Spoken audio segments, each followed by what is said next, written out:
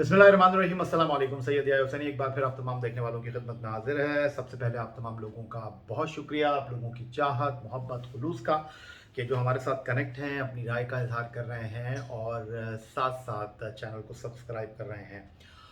वही हुआ जिसका डर था और एक और शिकस्त टीम पाकिस्तान की मंतज़र है। अगर कोई गैर मामूली चीज़ नहीं होती तो फ़िलहाल तो ऐसा ही लगता है कि इंग्लैंड की टीम ने कामयाबी की शाहराह पर तीसरे टेस्ट मैच के लिए कदम अपने बढ़ा दिए हैं और 8 गेंदें पाकिस्तान टीम को दरकार हैं। 55 रन इंग्लैंड को टेस्ट सीरीज़ में तारीखी 3-0 की फतह हासिल करने के लिए दरकार होंगे।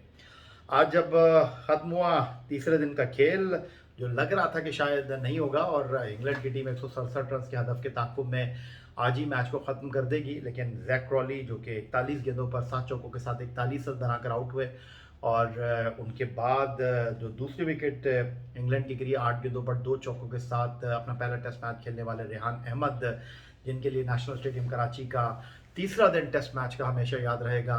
अभी तो उनकी शुरुआत है, पहले ही दिन पहले ही टेस्ट मैच में 5 विकेटों की परफॉर्मेंस उनकी और आज वो नाइट वॉचमैन बैटिंग करने के लिए आए थे 10 रन बनाने के बाद। अबरार का वो इस सीरीज़ में एक और शिकार बने, तो अबरार के लिए बड़ी अच्छी सीरीज़ रही है और दूसरी विकेट उन्होंने इंग्लैंड की इस इनिंग में हासिल की। पहले टेस्ट मैच में उन्होंने 11 आउट किए थे और इस टेस्ट मैच में अगर मैं बात करता हूं अबरार की, तो अब तक 6 खिलाड़ियों को आउट कर चुके हैं। मजमूई तौर पर लगभग कुछ 17 खिलाड़ियों को इस मैच में सीरीज़ में आउट कर चुके हैं और आज जब तीसरे दिन का खेल खत्म हुआ तो 112 इंग्लैंड का स्कोर, 2 विकेट के नुकसान पर 17 ओवर में 6.58 उनके रन बनाने की औसत और नॉट आउट है कप्तान बैन स्टोक 15 गेंदों पर 1 चौके के साथ 10 पर और उनके साथ बैन डकेट 8 चौकों के साथ 38 गेंदों पर उन्होंने 50 रन स्कोर किए थे और इंग्लैंड की टीम एक आसान फतह की जानिब जो है वो बढ़ रही है और इस टेस्ट मैच के चौथे दिन पिच का जो भी रवैया हो, 55 रन बनाना मुझे नहीं लगता कि इंग्लैंड की टीम के लिए इतने मुश्किल होंगे। पाकिस्तान टीम जो कि पहली इनिंग में आउट हुई थी जनाब, कुछ लगभग 304 रन बनाने के बाद दूसरी इनिंग में वो 216 रन पर मैदान छोड़ गए और 216 रन में से इंग्लैंड की अगर पहली इनिंग की 50 रन की बढ़तरी को हम मिन्हा कर देते हैं तो 166 रन आगे था पाकिस्तान और 167 रन इस पिच के ऊपर बड़ा स्कोर नहीं थे और चिप्स डाउन थे टीम के। जो फील्डिंग करने के लिए टीम आई और वो एनर्जी दिखाई नहीं दे रही थी जो होनी चाहिए थी और आती मारधाड़ शुरू कर दी क्रॉली के साथ डकेट ने और बाकी काम उन्होंने आसान कर दिया। पाकिस्तान की सेकंड इनिंग की अगर मैं बात करना चाहूँ आपके साथ, तो पाकिस्तान की सेकंड इनिंग जो है वो भी कुछ खातिर खा मुझे दिखाई नहीं दी। कल नॉट आउट गए थे शान मसूद के साथ अब्दुल्ला शफीक, लेकिन ऊपर तले ये दोनों आउट हुए। पाकिस्तान को पहला विकेट 53 पर, दूसरा विकेट 53 पर, तीसरा विकेट 53 पर और ये वो 3 गेंदें थीं जिन्होंने इस टेस्ट मैच में पाकिस्तान टीम की नाकामी का जो सफ़र था उसका जो एक सुराख था उसको बड़ा कर दिया और फिर उसके बाद मामलात को संभले और 164 तक स्कोर को लेकर आए बाबर आजम और उनके साथ अपना पहला सीरीज़ खेलने वाले टेस्ट सीरीज़ सऊद शकील। लेकिन फिर उसके बाद पाकिस्तान टीम को डेंट पड़ा, चौथा विकेट 164 पर, पांचवा 176 पर और फिर छठा 177 पर। कप्तान बाबर आजम ने पहली इनिंग के बाद दूसरी इनिंग में भी 50 किए, 54 किए, सऊद शकील ने 53 रन स्कोर किए, लेकिन उसके बाद वो कहते हैं ना कि तिलों में तेल नहीं रहा। 7 रन बनाने के बाद रिजवान, 21 रन बनाने के बाद आगा सलमान, 1 रन बनाने के बाद फ़हीम अशरफ और 15 रन बनाने के बाद नोमान पवेलियन लौटे। अब लोग यहाँ पर ये बात कर रहे हैं कि जी आपने ऑलराउंडर रखा हुआ है आगा सलमान को, आपने ऑलराउंडर रखा हुआ है फ़हीम अशरफ को। मैं किसी हद तक इस बात से इत्तेफाक करता हूँ कि फ़हीम अशरफ जिनको आप श्रीलंका लेकर गए थे, दोनों टेस्ट मैच में आपने उनको बाहर बिठाया था। अब यहाँ पर इस टेस्ट मैच में अगर मैं बात करूँ फ़हीम अशरफ को आप एक ऑलराउंडर की हैसियत से खिला रहे हैं, तो जनाब ये तो नहीं हो सकता कि आप टीम में आते ही जो है वो छक्के चौके मारना शुरू कर दें, विकेट उड़ाना शुरू कर दें। अब इंग्लैंड की अगर मैं पहली इनिंग की बात करता हूँ तो फ़हीम अशरफ से कप्तान ने सिर्फ 1 ओवर कराया, आगा सलमान से 1 ओवर डलवाया। तो अब सवाल ये यहाँ पर हो रहा है कि किस चीज़ के ऑलराउंडर है। फ़हीम अशरफ ने सेकंड इनिंग में इंग्लैंड की जो 17 ओवर है उनमें 2 ओवर डाले हैं। आगा सलमान से कप्तान ने अभी तक इस इनिंग में बॉलिंग कराई नहीं है और मुझे नहीं लगता कि ज़रूरत भी पड़ेगी। तो अब सवाल यहाँ पर ये उठ रहा है कि भाई अगर आगा सलमान ऑलराउंडर खेल रहे हैं, फ़हीम अशरफ ऑलराउंडर खेल रहे हैं, तो फिर इनका कोई मसरफ भी होगा ना, और वो मसरफ हमें दिखाई दे नहीं रहा। और होता ही है कि एक ऑलराउंडर जब खेल रहा होता है वो बॉलिंग में कुछ कर लेता है तो उसको एतमाद मिलता है, वो बैटिंग में भी फिर कुछ करता है। अब अगर उसने बॉलिंग में ही नहीं कुछ किया हुआ तो वो बैटिंग में कहाँ से एतमाद लेकर आएगा? उसके ऊपर सारा दबाव तो आ जाएगा। वो एक स्पेशलिस्ट बैट्समैन की हैसियत से तो खेल नहीं रहा। जब वो बैट्समैन की हैसियत से नहीं खेल रहा, वो कहते हैं ना कि आधा तीतर आधा बटेर वाला काम, तो यहाँ पर हमारे फैसले ही जो हैं हमारे लिए मुश्किलात का सबब बने हैं। और ख़ास तौर पर इस सीरीज़ में जो सिलेक्शन का म्यार है वो जनाब इस वक्त मौजूद तनकीद बना हुआ है। और वक्कार यूनुस से बार बार कॉम बॉक्स में पूछ रहे थे नासिर हुसैन, माइकल एथर्टन, कि यार आपके प्लेयर कहाँ गए? इस सीरीज़ में हमें फास्ट बॉलर नज़र नहीं आए, शाहीन नहीं है, हारिस चले गए, फिर नसीम चले गए, तो आपने कोई फास्ट बॉलर रिप्लेस नहीं किया? वकार यूनुस जो थे उनको बकौल सिकंदर बक्की ये कहना चाहिए था कि भाई हमारे एक्स प्राइम मिनिस्टर पाकिस्तान के फॉर्मर कैप्टन इमरान खान साहब की मेहरबानी है जिनकी वजह से ये इस वक्त सिचुएशन का हमें सामना करना पड़ रहा है। आपका मुल्क की जो आबादी है उसके हिसाब से जो आपके पास जो है वो 20 के करीब टीमें हैं और हमारे पास 6 टीमें कर दी गई हैं, तो कैसे हम अपनी प्रोडक्ट को जो है वो आगे लेकर जाएंगे? लेकिन वकार यूनुस ने ऐसा कुछ कहा नहीं। अब इस टेस्ट मैच में अगर मैं बात करता हूँ, रेहान अहमद जो कि अपना पहला टेस्ट मैच खेल रहे हैं, 5 खिलाड़ियों को उन्होंने पाकिस्तान की सेकंड इनिंग में आउट किया। एक लम्हे पर लोग सवाल कर रहे थे, बात कर रहे थे, जब बैन स्टोक भी खुद बॉल डालने के लिए आ गए, मार्क वुड से उन्होंने बॉलिंग करवाई कि यार ये रेहान से क्यों बॉलिंग नहीं करवा रहे बैन स्टोक। और रेहान की अगर मैं बात करता हूँ 22 ओवर 2 मैडन 89 रन देकर उन्होंने फर्स्ट इनिंग में 2 खिलाड़ियों को आउट किया था। तो मुझे लगता है कि बैन स्टोक की प्लानिंग का ये पार्ट था। और जब आए रेहान अहमद गेंद करने के लिए और बाबर आजम उनको पुल करते हुए जो है वो कैच दे बैठे, तो उसके बाद फिर उन्होंने अपने सही मानों में पंजे गाड़े। और ये चीज़ हमने अपनी फर्स्ट इनिंग में मिस की। जो इंग्लैंड की टीम थी, पाकिस्तान की पहली इनिंग के जवाब में 354 तक वो गए। अब वहां पर हमारे पास बॉलर ही नहीं थे। एक एंड से नुमान लगे, दूसरे एंड से अबरार लगे। मैं अगर आपको यकीन नहीं आता तो मैं आपको बता देता हूं, पाकिस्तान की फर्स्ट इनिंग 354 के जवाब में इंग्लैंड ने 81.4 ओवर बैटिंग की है और अबरार ने 34.4 ओवर किए हैं और 30 ओवर जो है वो नुमान ने डाले हैं।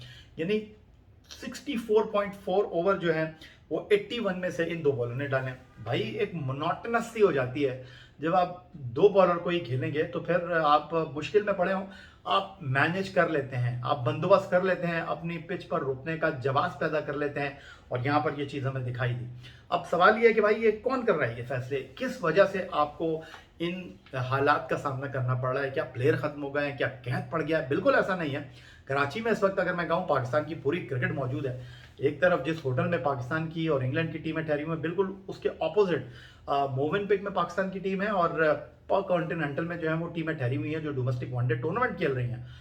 तो कोई ट्रैवलिंग का भी मसला नहीं था। लेकिन अफसोस के साथ कहना पड़ता है कि मैंने कल चीफ सेलेक्टर मोहम्मद वसीम साहब से पूछा था प्रेस बॉक्स में, what about Mir Hamza, what about Mohammad Abbas. उन्होंने कहा यार आपको चीज़ों का पता ही नहीं होता, आप जरा देखते ना उनकी फिटनेस का क्या आलम है।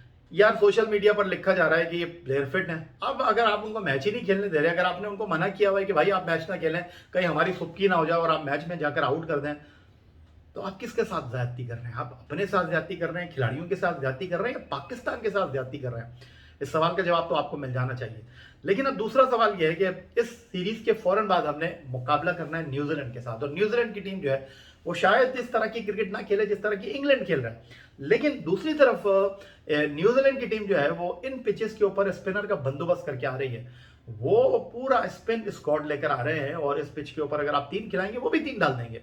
लेकिन फिलहाल अगर इंग्लैंड टेस्ट मैच की मैं बात करता हूं तो हमने बहुत मायूस किया, बहुत ही हमारी एक खराब परफॉर्मेंस मैं कह सकता हूं। और इस खराब परफॉर्मेंस का खमियाजा हमें पहले पिंडी में भुगतना पड़ा और उस पिच को डीमेरिट पॉइंट मिले। लेकिन इंग्लैंड ने अपना काम पूरा किया और इंग्लैंड ने जो है ना वो जीत के खाने को टिक किया। उन्होंने कहा यार जैसी भी पिचें बना लो, इस पिच के ऊपर नहीं बनते रन। उन्होंने भाई मार धाड़ की, रन किए, एक दिन में 500 रन किए, तारीख रकम की। फिर मुल्तान में आपने उनको स्पिन से ट्रैप करने की कोशिश की, वहां पर भी वो आपको पड़ गए, वहां पर भी उन्होंने आपको लिटा दिया, वहां पर भी उन्होंने आपको हरा दिया। कराची में आप आए, बहुत अच्छी पिच थी, आप टॉस भी जीत गए। पहले 2 टेस्ट मैचों में तो आप टॉस भी नहीं जीते थे, आप टॉस भी आ रहे थे। लेकिन यहाँ पर क्या हुआ? यहाँ पर ऐसा लगा कि पहले ही दिन आप इंग्लैंड के साथ मुकाबला करना है। वो जो इंग्लैंड ने पिंडी में एक दिन में 500 रन किए, वो मुकाबला आप अननेसेसरी आपने गलतियां की। और वो कहते हैं ना कि कवा चला हंस की चाल और अपनी चाल भी भूल गया। और किसी शायर ने खूब कहा है कि अपनी मिट्टी पर चलने का सलीका सीखो, संगे मरमर पे चलोगे तो फिसल जाओगे। शायद हम कराची में फिसल गए हैं और ऐसे फिसले हैं कि इंग्लैंड ने हमें उठने का मौका फराहम नहीं किया। और फील्डिंग, बैटिंग, बॉलिंग के साथ एक और चीज़ जो डिस्कस हो रही है अब बहुत ज़्यादा, वो बाबर आजम की कप्तानी है। और बाबर आजम की कप्तानी में किए जाने वाले फैसले जो हैं उन्होंने भी हमारे लिए बहुत सारे सवालात खड़े किए हैं। नो डाउट बाबर आजम ने 1000+ रन किए हैं, एक और अच्छी परफॉर्मेंस दी है। अपने बल्ले के साथ उन्होंने हमें मायूस नहीं किया, लेकिन एक कप्तान की हैसियत से उनके जो फैसले हैं, उनकी जो मनसूबाबंदी है, उस पर उंगलियां उठ रही हैं। क्योंकि बाबर आजम जब फील्ड में आते हैं तो वो कप्तान होते हैं, उनको टीम को लड़ाना होता है, उनको टीम को खिलाना होता है, वो एक बैट्समैन नहीं होते। बाबर आजम की सलाहियतों से, बाबर आजम की अहलियत से हमें कोई इनकार था, ना है, न रहेगा, लेकिन एक कप्तान की हैसियत से वो ऐसा नहीं कर पा रहे जैसे उनको करना चाहिए। और अब सोशल मीडिया पर लिखा जा रहा है कि आप बाबर आजम अच्छे कप्तान भी हैं, क्या बाबर आजम अच्छे बैट्समैन होने के साथ साथ ये जिम्मेदारी अदा कर भी रहे हैं? तो अब इसका जवाब तो पाकिस्तान क्रिकेट बोर्ड ने ही देना है। और एक नाखुशगवार वाकया उनके साथ पेश आ चुका है उस होटल में जहां वो ठहरे हुए थे। वैसे उनको SOPs को फॉलो करना चाहिए था, इसमें कोई बुरी बात नहीं थी, लेकिन उनका मूड खराब हुआ। फिर दूसरे दिन वो फील्डिंग करने के लिए इब्तदाई घंटे में नहीं आए, रिजवान ने विकेट कीपिंग की। ये सारी चीज़ें चलती रहती हैं, लेकिन सारा नुकसान पाकिस्तान क्रिकेट का हो रहा है, क्योंकि काफ़ी अरसे तक ये चीज़ पाकिस्तान क्रिकेट को जो है वो सताती रहेगी, झिझोड़ती रहेगी। और रिजवान की भी थोड़ी सी बात कर लेता हूँ। रिजवान टोटली फ्लॉप, एक और टेस्ट मैच उनका ख़राब गया, और उनकी विकेट कीपिंग पर कोई सवाल नहीं है। बहुत अच्छे खिलाड़ी हैं, वाइट बॉल क्रिकेट में बहुत अच्छा कारकर्दगी पेश कर रहे हैं भाई, लेकिन वो नंबर 6 पर बल्लेबाजी करने के लिए आ रहे हैं, जिस पर एक मुस्तनद बैट्समैन खेलता है। और आप एक मुस्तनद बैट्समैन की जगह खेल रहे हैं। अगर आप डिलीवर नहीं करेंगे तो आपसे सवालात होंगे, आपसे सवालात किए जाएंगे। आप उस नंबर पर खेल रहे हैं जिस पर असद शफीक खेलते थे, तो उस नंबर पर आसिम कमाल खेला करते थे। उस नंबर पर आप जब डिलीवर नहीं करेंगे, उस नंबर पर आप जब डिलीवरी नहीं देंगे, तो फिर आपको जवाब देना पड़ेगा। गालिबन 12 इनिंग हो गई हैं बिना 50 के, लेकिन वो खेले जा रहे हैं। तो ये वो सारी चीज़ें हैं जो इंग्लैंड के खिलाफ हमारी नाकामी का सबब बनी है। हम दुआ गो हैं, हम किसी मुआवजे के मुंतजर हैं। हमारी टीम अनप्रिडिक्टेबल है, हो सकता है कल कोई हैट्रिक कर ले एम्बापे की तरह फ्रांस के, लेकिन उनकी हैट्रिक तो टीम के काम नहीं आई थी। तो अब देखते हैं कि अगर हमारी तरफ से कोई बॉलर हैट्रिक करता है तो वो टीम के काम आती है या नहीं। तो फिलहाल आज की इस वीडियो में इतना ही। आप तमाम लोगों का बहुत शुक्रिया। चैनल को सब्सक्राइब करना मत भूलिएगा। अगली वीडियो तक के लिए सैयद याह्या हुसैनी को इजाजत दीजिए। अल्लाह हाफिज। पाकिस्तान जिंदाबाद। तुम हारो या जीतो, हमें तुमसे प्यार है।